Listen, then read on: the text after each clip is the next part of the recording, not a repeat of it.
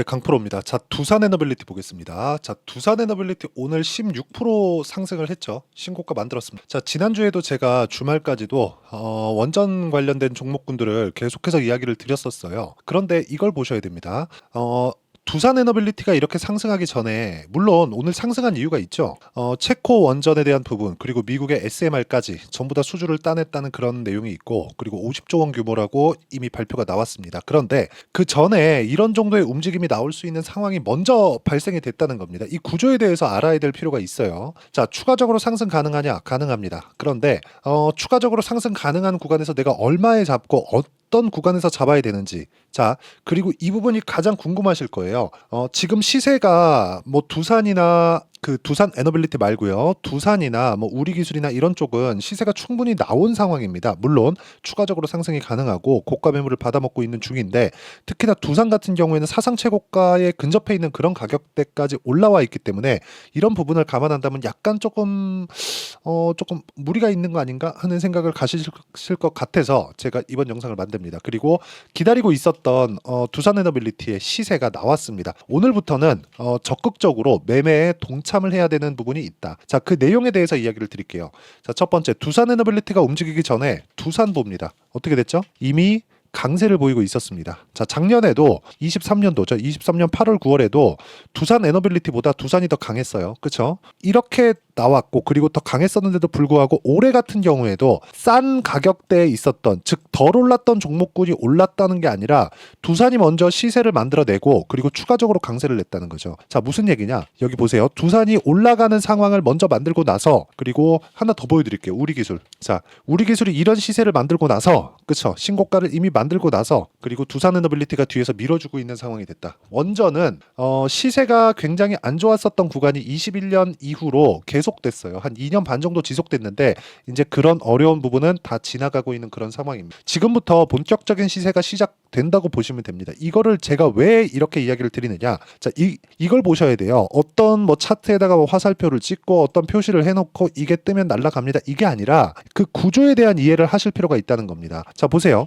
두산이 이렇게 강한 움직임을 보이고 있다는 건 거래가 많이 터지고 있다는 것. 그거를 두산 에너빌리티를 보더라도 알고 있을 수 있는 내용이죠. 자, 내용 보시면 두산 에너빌리티 지금 어떻습니까? 오늘 거래가, 자, 요걸로 보실 수 있어요. 1조 4천억 터졌습니다. 즉 고가 매물을 그냥 다 받아 먹었다. 즉 매물대가 너무 많아서 못 올라가는 게 아니라 앞으로 좋아질 만한 확실한 내용이 아직까지 없었기 때문인데 그런 부분을 우리가 예상하기가 어려우니까 어떤 특별한 뭐 지표나 그런 부분을 두지 말고 그 종목 자체를 지표로 두고 매매에 참고를 하자는 겁니다. 자, 무슨 얘기냐? 두산 에너빌리티를 매매하기 위해서는 관련돼 있는 종목군들의 강세를 먼저 보이는지, 두산 에너빌리티가 앞서서 시장을 이끌어가지는 못했지만 두산도 그렇고 우리기술도 그렇고 동일하게 강세를 보이고 있는 종목군들이 있다면 이걸 참고해서 두산 에너빌리티의 시작 시점을 우리가 미리 알 수 있다는 겁니다. 자, 제가 결과를 보여드릴게요. 결과를. 이 내용입니다. 자, 내용 보시면 YC예요. 뭐예요? 반도체 종목이죠. 이게 원래 YIK라는 종목인데 제가 신고가 구간에서 꾸준하게 매매를 해왔죠. 17% 정도 5월 달에도 수익을 냈고 쭉 내려서 보면 20%씩 이렇게 4월 달에도 수익을 낸 부분이 있습니다. 그런데 이 구간에서 내가 매매하는 과정에서 가장 먼저 봤었던 건 하이닉스의 시세가 유지되는가, 삼성전자 가격이 싼가, 이 부분에 대한 내용이라는 거죠. 삼성전자는 아직 HBM을 성공시키지 못했기 때문에 가격대를 올리기에는 약간 좀 부담스러운 요인들이 있어요. 근데 하이닉스 같은 경우는 반사이익을 계속해서 받고 있다는 거죠. 그래서 한미반도체도 계속 강한 겁니다. 그럼 요 내용을 우리가 원전으로 가져와서 보자고요. 두산이 강하다. 그럼 돈이 들어오고 있네. 그럼 두산에 돈이 들어오고 있으면 당연히 어디 쪽으로 연결되죠? 두산 에너빌리티 쪽으로 연결될 수밖에 없죠. 그 내용에 대해서 이야기를 드리는 겁니다. 즉 두산과 우리기술 이런 쪽에서 계속해서 돈이 들어와서 시세를 올리고 있어요. 아까 전에도 말씀드렸잖아요. 두산 에너빌리티의 오늘 1조 4천억짜리 거래, 즉 고가 매물을 다 먹어가는 그 거래량, 그쵸? 근데 YC 같은 경우에도 어때 올라가는 구간에서 충분하게 나오고 있다는 점, 즉 오늘 이 그 두산 에너빌리티는 고가 매물을 받아먹는 매집 구간에 있다는 거죠. 여기서 소폭 눌리는 눌림목 구간이 형성될 수도 있다는 겁니다. 근데 이 구간에 우리가 타점을 잡아야 된다는 게 중요해요. 자, 그리고 두산 관련돼서 이야기를 드리겠습니다. 두산 어때요? 두산도 제가 올라가는 구간에서 뭐예요? 신고가 구간에 제가 딱 공략을 했죠. 14%, 14.7%의 수익을 내고 빠졌습니다. 매매하는 과정에서 손절 없을 수 없어요. 손절이 있습니다. 근데 손절을 할 때 하더라도 내가 매매하는, 그쵸? 손절이라는 건 내가 매매를 더 공격적으로 하기 위한 도구가 되는 거지, 손절 때문에 못 들어간다, 손절 무서워요, 어떻게 손절해야 되는지 모르겠어, 이거 아니라는 겁니다. 이거 진짜 기억을 하고 계셔야 되고요. 무엇보다 저는 이 부분을 반드시 기억을 하셨으면 좋겠는 게, 이런 정도의 상황을 만들기 위해서, 그쵸?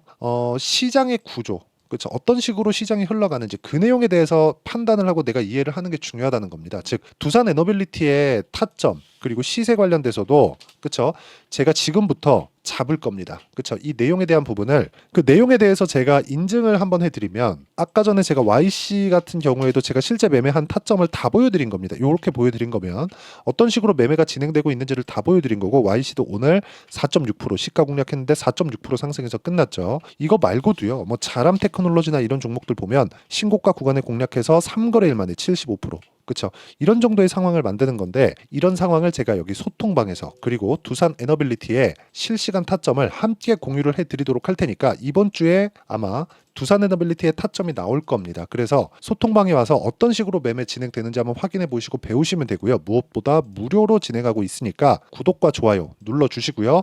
상단에 있는 전화번호로 구독 또는 10억이라고 문자 보내주시면 제가 10억 만들기 프로젝트를 진행하고 있는 소통방 입장 링크를 순차적으로 공유를 해드리도록 하겠습니다. 그쵸? 뭐 왜 들어오고 싶은지 뭐 그런 내용까지 함께 적어서 보내주시면 제가 최대한 빨리 보내드리도록 하겠습니다. 자, 그러면 제가 어떤 식으로 매매 진행이 되는지 그 내용에 대해서 이야기를 드렸고 실제 인증까지 했죠. 그러면 이 내용을 가지고 두산 에너빌리티를 다시 보겠습니다. 자, 이걸 보시면 돼요. 두산 에너빌리티 같은 경우에는 원전에 대한 거의 뭐 턴키 수준의 그런 공급을 하고 있는 그런 기업이죠. 원래 두산 중공업이었습니다. 근데 원전은 이 전 상황을 봐야 된다는 거죠. 지금 미국의 전기 부족 사태가 나오고 있어요. 그렇죠? 근데 이걸 보시자고요. 자, 요겁니다. 체코 원전의 미국 SMR까지. 미국도 지금 원전을 다시 늘리려는 작업을 하고 있다는 거죠. 그래서 그 전에 무슨 일이 있었는지를 봐야 되는 거예요. 최근에 AI 반도체 시장이 계속해서 커지고 있는 그런 상황이고, AI 데이터 센터가 늘어나면서 미국에 북한이 아니에요. 전기 부족 사태가 나오고 있고,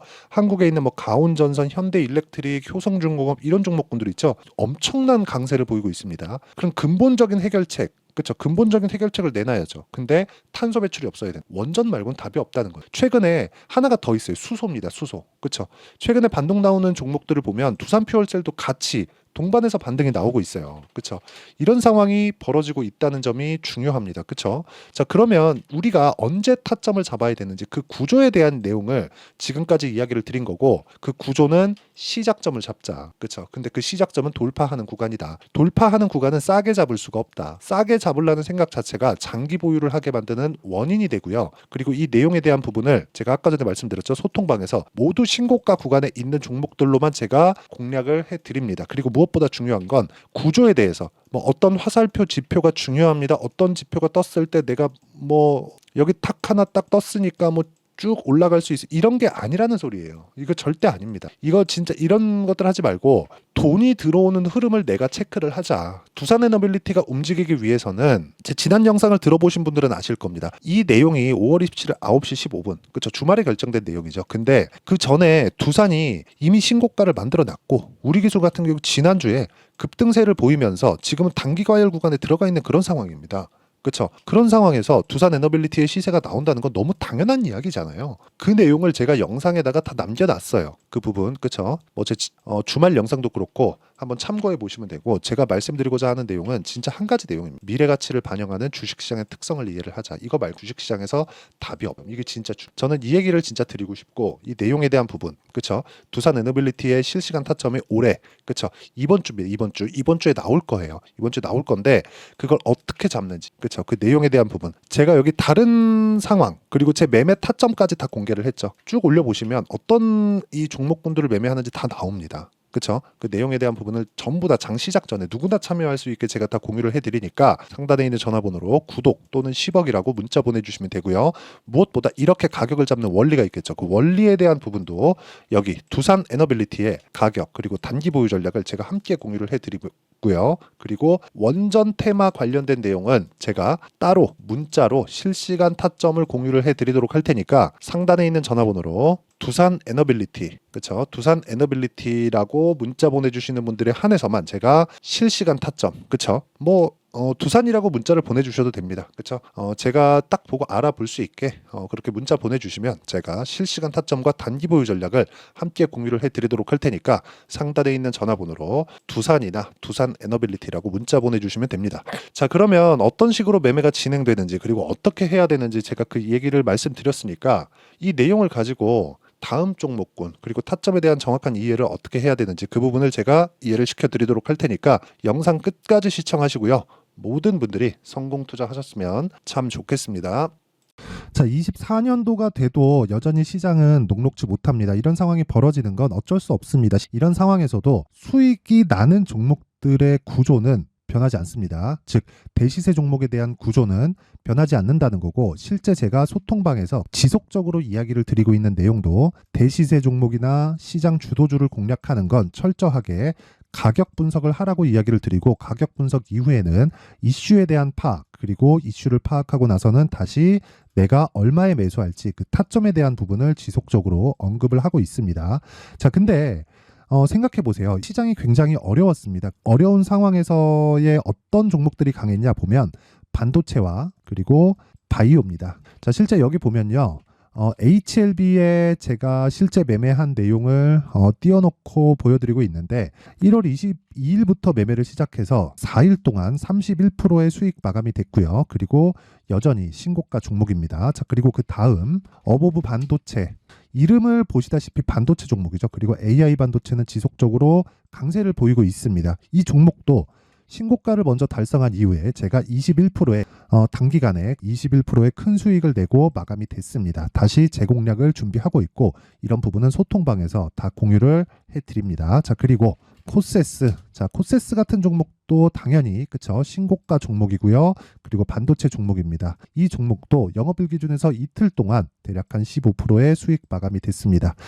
내용을 한번 보시면 어떻습니까? HLB를 포함해서 30%, 20%, 15% 이런 식의 수익이 지속적으로 발생하고 있는데, 이 세 종목 모두 다 신고가 종목이고 1월 달에 시장이 약세를 보이고 있는 구간에서도 강했었던 그런 종목입니다. 특징점이 하나 있는데 그 이슈에 앞서서 가격이 먼저 반영했다는 거죠. 그렇게 제가 가격을 먼저 보고 이슈에 대해서 파악하는 이유는 결과적으로는 큰 시세를 먹기 위한 사전 준비 작업입니다. 실제로 큰 시세를 먹기 위해서 사전 준비 작업을 했을 때 여기 레인보우 로보틱스 127%, 그리고 ISC 98%, 그리고 한미반도체 97%의 큰 수익을 내는 상황을 만들 수 있습니다. 어떤 식으로 소통방에서 진행됐는지, 그쵸? 그 상황을 제가 이야기를 드린 건데, 이런 상황도요, 당연히 신고가를 공략했을 때 가능한 겁니다. 자, 그러면 이번에도 마찬가지입니다. 그쵸? 정부 주도의 코리아 디스카운트 해소 방안이 2월 달에 발표를 하고요. 그리고 2월 달에 발표된 내용을 토대로 주가가 움직이는 게 아니라 이미 움직인 내용이 있죠. 실제 이 내용은 크게 중요한 게 아니라는 겁니다. 실제 움직인 내용을 보면, 자, 기아차입니다. 실제로 12월 달에 신고가를 만들어 놓고 정부에서 입김을 불어 넣으니까 순식간에 기아차를 포함해서 현대차 같은 거대 기업들의 주가가 2주도 채 되지 않아서 40% 정도의 큰 시세를 냅니다. 자, 그러면 우리는 어떤 종목을 봐야 될까요? 이슈를 파악해야 되는 것도 맞지만 철저하게 가격에 맞춰서 매매를 해야 되는 게 당연히 중요합니다. 정부가 주도하는 정책 방향이 있겠죠. 그 방향에 맞춰서 우리가 종목을 찾을 필요가 있다. 자, 그러면 답이 나왔습니다. 정부가 주도하는 방향에 맞춰서 제2의 기아차를 찾는 게 지금은 중요하다. 근데 정부 정책의 방향에 맞게 가자. 그랬을 때 앞서서 제가 보여드렸었던 내용인 여기 레인보우 로보틱스 127%, 그리고 ISC 98%, 그리고 한미반도체 97%와 같은 수익을 낼 수 있습니다. 물론 시간에 대한 부분은 최소 2주의 시간이 필요하고요. 그리고 최장 3개월 안에 끝내야 됩니다. 자, 기아차의 시세를 보셨던 것과 같이 2월 달에 정부 정책의 방향이 결정되고요. 바로 3월 달이면 시행입니다. 자, 그러면 우리는 거기에 맞춰서 당연히 종목을 찾아야 되고 제가 제2의 기아차를 찾아놨습니다. 제가 아까 전에 소통방에서 이야기를 드렸었던 내용 다 공개를 해드렸는데 그 내용처럼 종목만 받고 싶다 하시는 분들은요. 상단에 있는 제 전화번호로 대시세, 자, 대시세라고 문자를 보내주시면 정부 정책의 방향에 맞는 종목을 모든 분들에게 무료로 공개를 해드리도록 하겠습니다. 자, 제가 원하는 건 채널 성장이 목적입니다. 자, 그래서 구독과 좋아요 꼭 좀 부탁드리고요. 모든 분들이 정부 정책에 맞는 방향으로 매매를 이어가서 큰 수익 보셨으면 좋겠습니다.